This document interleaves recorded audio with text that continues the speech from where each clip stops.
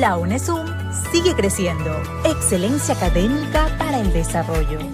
¿Sabías que un buen diseño estructural comienza con una norma bien aplicada? Saludos a todos. Somos estudiantes de la Universidad Estatal del Sur de Miami y Facultad de Ciencias Técnicas, carrera de Ingeniería Civil. Les hablaremos sobre el Código de Diseño y Especificaciones, Código ASI y normas NEC, el cual está integrado por Chica Bravo Medellín, Cobeña Valencia Jordi, Moreira Molina Yeltsin, Pilay Pincay Carlos, Villa Calpa Magali y mi persona Salazar Fátima. Los códigos de diseño y especificaciones, Código ASI y norma NEC 15. Específicamente del Código ASI. En el campo de la ingeniería civil, las normativas más relevantes para el diseño de estructuras de concreto reforzado se encuentran en el ASI 318, elaborado por el American Concrete Institute, y las normas ecuatorianas de la construcción, la NEC 2015. Como sabemos, el hormigón armado es uno de los elementos esenciales a la hora de realizar una estructura que requiere alta resistencia, ya que es una mezcla de hormigón, que es un material compresivo que no transmite lesiones, y de acero, que por otro lado es resistente a la tensión y compresión. Gracias a su resistencia, el hormigón armado es utilizado en cimentaciones, presas y puentes, entre otros. Código ASI, American Concrete Institute. El ASI 318-25 es la edición más reciente del reglamento de American Concrete Institute para el diseño y construcción de estructuras de concreto armado, reconocido internacionalmente como una referencia esencial para ingenieros, arquitectos y profesionales de la construcción. Código ASI en el diseño estructural. El Código ASI juega un papel muy importante a la hora de realizar hormigón armado, ya que proporciona los requisitos mínimos para el diseño y construcción del mismo, en base a requisitos de las Ordenanzas General de Construcción legalmente adoptadas. Estas directrices incluyen cálculo de resistencia, análisis de esfuerzo y determinación de dimensiones y esfuerzo. Este código se actualiza periódicamente para reflejar los avances tecnológicos y las mejoras prácticas en el campo del hormigón. El Código ASI es fundamental para ingenieros estructurales, constructoras y organismos reguladores. Principios de diseño estructural en concreto según el ASI. Estos principios se resumen en 5 palabras: seguridad, integridad, durabilidad, economía y consistencia. Control de calidad y durabilidad en el ASI. Las normas ASI se centran en asegurar la durabilidad y resistencia de una estructura. Si una construcción no se realiza bajo ninguna norma, se puede venir abajo, lo que provocaría pérdida monetaria y, en el peor de los casos, pérdidas humanas. Introducción y su importancia de las normas ecuatorianas NEC 15. La norma ecuatoriana de la construcción NEC es un documento técnico que establece los lineamientos para el diseño, construcción, ampliación, remodelación y rehabilitación de edificaciones en el Ecuador. Esta norma actúa como una guía de buenas prácticas que orientan a ingenieros, arquitectos y constructores en la ejecución de obras seguras, funcionales y sostenibles. La NEC se estructura en 3 ejes fundamentales. El primero es la seguridad estructural, que busca garantizar que las edificaciones sean capaces de resistir a cargas permanentes y variables, incluyendo sismos y vientos. Este aspecto es especialmente relevante debido a la sismicidad territorial en el territorio ecuatoriano, por lo que se enfatiza el diseño estructural adecuado para proteger la vida y la integridad de usuarios. El segundo eje es la habitabilidad y salud, el cual regula condiciones internas de confort, seguridad y accesibilidad. Este apartado contempla normas sobre el uso adecuado de vidrio, medidas contra incendios, accesibilidad para personas con movilidad reducida, eficiencia energética y calidad ambiental dentro de los espacios habitables. El tercer eje corresponde a los servicios básicos, que incluye la instalación segura y eficiente de sistemas eléctricos, telecomunicaciones, gas y otros servicios esenciales. La NEC proporciona criterios técnicos para garantizar el correcto funcionamiento en estas redes en cualquier tipo de edificación. ¿Para qué sirve y cuáles son los propósitos de la NEC? Uno de los propósitos principales es brindar más seguridad en las estructuras. Las normas NED 15 establecen requisitos más estrictos en cuanto a resistencia, dimensionamiento y armado de las estructuras de hormigón. Esto garantiza una mayor seguridad, tanto para las personas que utilizan estas estructuras como para los propietarios adyacentes a ellas. Además, estas normas incluyen mecanismos de control, calidad y ensayos que permiten verificar la conformidad de la estructura con los estándares requeridos. Otro propósito es la mejor durabilidad y resistencia. Las normas NED 15 establecen requerimientos para la selección de los materiales y para la dosificación adecuada del hormigón. Esto garantiza una mayor durabilidad y resistencia de las estructuras frente a factores como el paso del tiempo, la exposición a agentes externos y las cargas a las que están sometidas. Asimismo, estas normas promueven la implementación de técnicas de protección y prevención del deterioro, lo cual contribuye a extender la vida útil de las estructuras de hormigón armado. Y por último tenemos la reducción de costos de mantenimiento. Al ser más duraderas y resistentes, las estructuras construidas bajo las normas NED 15 requieren menos intervenciones y gastos en mantenimiento a lo largo de su vida útil. Esto se traduce en ahorros significativos para los propietarios y administradores de estos espacios. También, al contar con mecanismos de control y calidad y ensayos, se evitan problemas futuros que podrían derivar en gastos, arreglos o reconstrucciones costosas. Relación entre ASI y NED 15. La NED 15 es el marco normativo ecuatoriano que regula la construcción en el país. Esta norma incorpora aspectos de la norma ASI buscando adaptar sus directrices al contexto ecuatoriano. Algunos puntos claves de esta relación son: adaptación de la normativa. La NED 15 incluye elementos del diseño de ASI, pero los ajusta según las condiciones locales, como el tipo de suelo, la sismicidad y los materiales disponibles. 2. Normativa complementaria. La NED 15 establece criterios que contemplan a la ASI, incluyendo requerimientos específicos para el diseño y construcción en áreas de alto riesgo sísmico. 3. Uniformidad en la práctica profesional. Al integrar la norma ASI en la NED 15, se busca homogeneizar los criterios de diseño entre los profesionales de la construcción, facilitando la comunicación y el entendimiento entre ingenieros y arquitectos. Método de diseño del hormigón armado.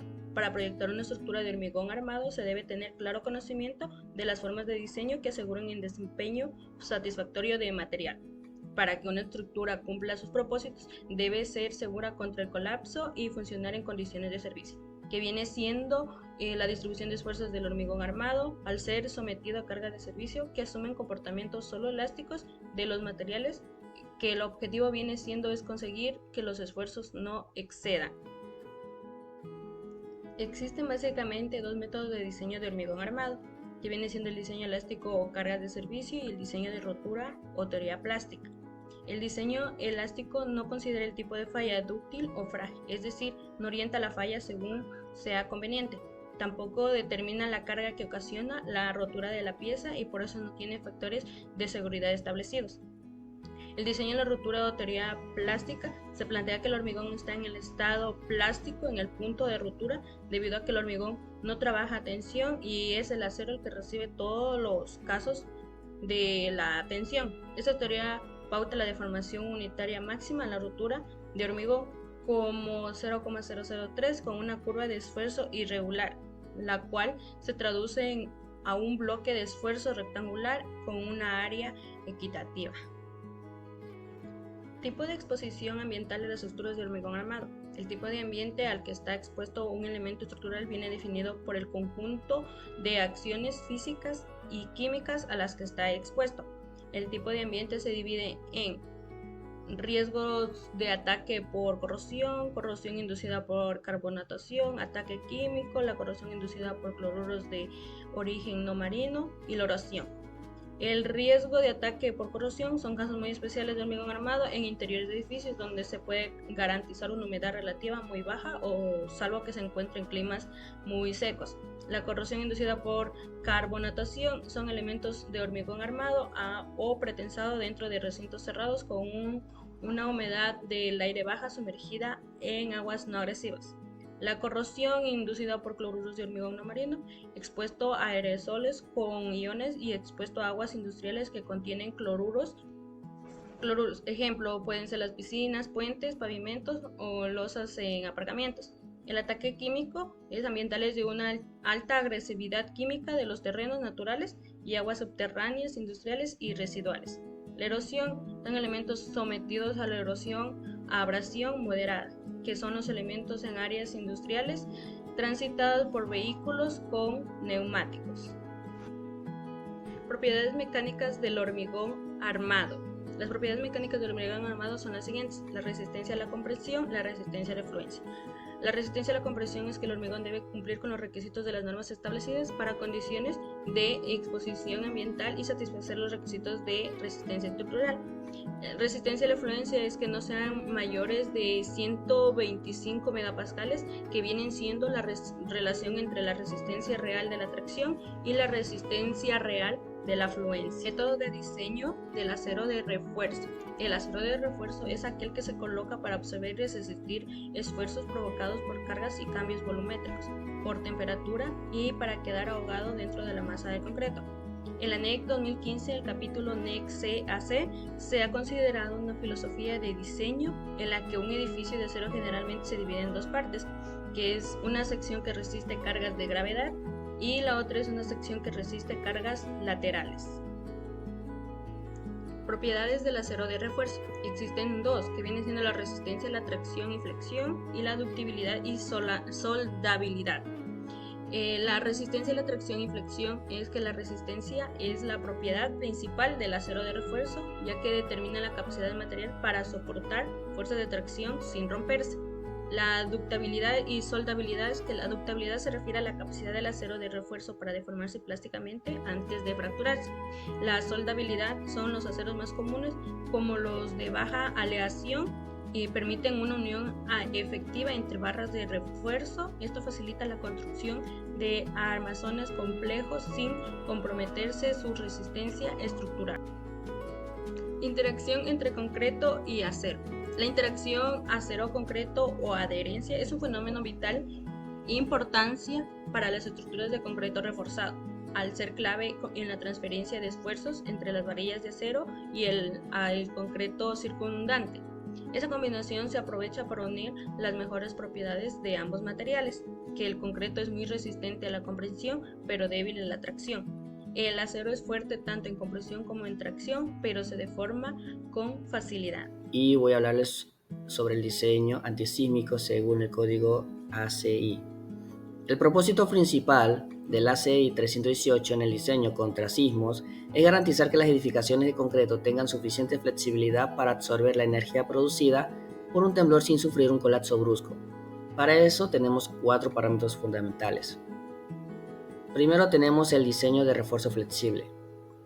Este establece configuraciones específicas para el acero de refuerzo, lo que son estribos, espirales, longitudes de solapes y anclajes, en elementos como vigas, columnas y nudos, con el fin de asegurar que el concreto esté adecuadamente confinado y que los componentes puedan deformarse de manera plástica bajo cargas sísmicas sin perder su resistencia. Segundo, tenemos el diseño por capacidad columna resistente. Esto se aplica en la noción de columnas resistentes para asegurar que la fluencia, o sea la deformación permanente, se produzca en las vigas, elementos más manejables y reparables antes de que ocurra en las columnas, lo que son elementos esenciales para la estabilidad total. Tercero, tenemos los sistemas estructurales resistentes a sismos. El código ACI 318 junto a otras normativas abordan cargas sísmicas que se clasifican en diferentes sistemas estructurales, como por ejemplo pórticos especiales con resistencia a momentos, muros estructurales específicos, y que esto se les puede otorgar factores de reducción de respuesta que reflejan su capacidad para disipar energía. Cuarto, tenemos los requisitos específicos para cada componente. Esto nos quiere decir que establece normas precisas para el diseño de cada parte estructural en zonas propensas a sismos, incluyendo dimensiones mínimas, cantidades de acero, separación de estribos y consideraciones sobre la interacción con cargas axiales. Continuamos con las normas NEC 15 en zonas sísmicas. Para los edificios de uso común se emplea el valor de Z, ya que esto indica la aceleración máxima esperada en rocas para el terremoto de diseño, expresada como una proporción de la aceleración gravitacional. El lugar en el que se levantará la estructura definirá una de las 6 zonas sísmicas del Ecuador, la cual se distingue por el valor de factores zona Z, según lo que indica el mapa. El mapa de zonificación sísmica para el diseño se basa en los resultados de estudio de riesgo sísmico para un 10% de probabilidad de superación en un lapso de 50 años. Eso es lo que nos quiere decir de un periodo de retorno de 475 años. Tenemos los requisitos para el diseño sísmico y requisitos mínimos de diseño. Para los requisitos para el diseño sísmico, tenemos que soportan temblores frecuentes y de poca magnitud sin sufrir daños importantes en su estructura o elementos no estructurales, lo que permite su uso inmediato. También soporta temblores de intensidad moderada que son más propensos a suceder, con daños a la estructura que se pueden reparar y daños menores controlados en otros elementos. Y por último, impide el derrumbe en caso de temblores muy fuertes o extremos, que tienen una baja posibilidad de ocurrir, pero son de alta intensidad. Tenemos los requisitos mínimos de diseño. Tenemos lo que es evaluación de amenaza sísmica, clasificación de la construcción, categoría de diseño sísmico, selección del sistema estructural, regularidad estructural, análisis estructural, diseño por capacidad y detalle dúctil, interacción suelo-estructura y componentes no estructurales y anexos. Y también tenemos los niveles de amenazas sísmicas y niveles de fuerzas sísmicas. Los niveles de amenaza sísmica tenemos lo que son análisis sísmicos de peligro probabilístico. Esto nos quiere decir que tiene una técnica más comúnmente empleada para evaluar el riesgo sísmico. Tenemos el espectro de peligro uniforme. Esto se trata de un espectro de respuesta en el que cada valor tiene la misma probabilidad de ser sobrepasado en un lapso de tiempo específico. Tenemos el sismo máximo considerado, ya que este es el nivel de riesgo sísmico que tiene una probabilidad muy baja de ser superado. Y por último tenemos el mapeo de amenaza sísmica, que esto lo que quiere decir que son mapas que ilustran las áreas con diferentes grados de aceleración o intensidad sísmica esperada para un cierto periodo de retorno. Y también tenemos los niveles de fuerzas sísmicas. Tenemos lo que es espectro de diseño, categoría de diseño sísmico, factor de modificación de respuesta, fuerza cortante basal, tenemos los métodos de análisis de fuerzas sísmicas y los análisis modal espectral. Materiales de construcción. Los materiales de construcción son productos o materiales primas utilizados en la edificación de estructuras y obras civiles, cuyas propiedades determinan su uso específico. Requisitos existentes para los materiales de construcción. Los estándares exigen que los productos cumplan con las propiedades físicas y mecánicas de la densidad, resistencia o compresión, composición química controlada, porcentaje máximo de composición en el cemento, la durabilidad, la capacidad para resistir los agentes externos como la humedad, sostenibilidad, certificados LEED que requieren declaración ambientales bajo emisión de CO2, ensayos de materiales según normativas.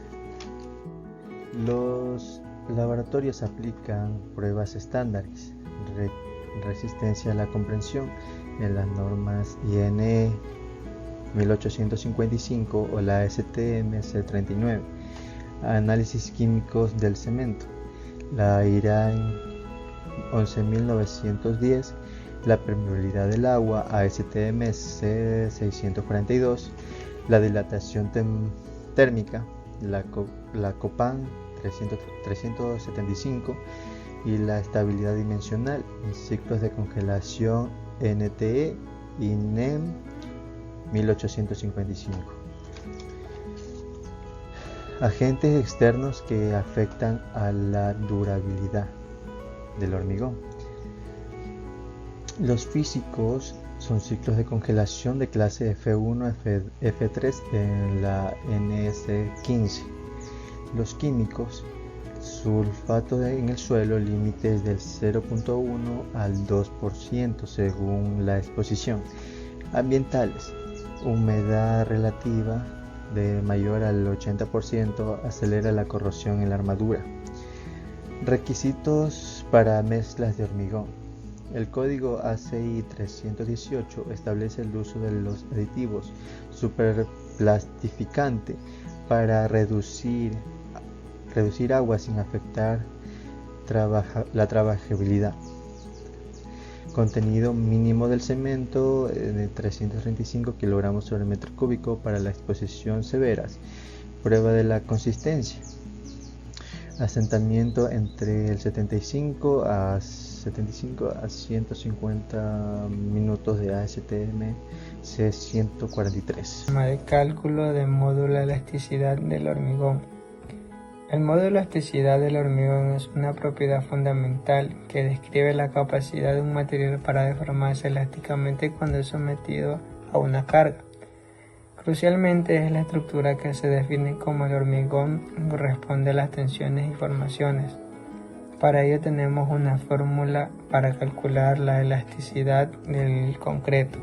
El módulo de elasticidad puede calcular a partir de la resistencia de la compresión del hormigón utilizando la siguiente fórmula empírica, en donde módulo de elasticidad del hormigón megapascales es igual a los factores dependientes del tipo de hormigón, que normalmente está en 4500 para el hormigón normal, por la resistencia de compresión del hormigón en megapascales sobre un medio.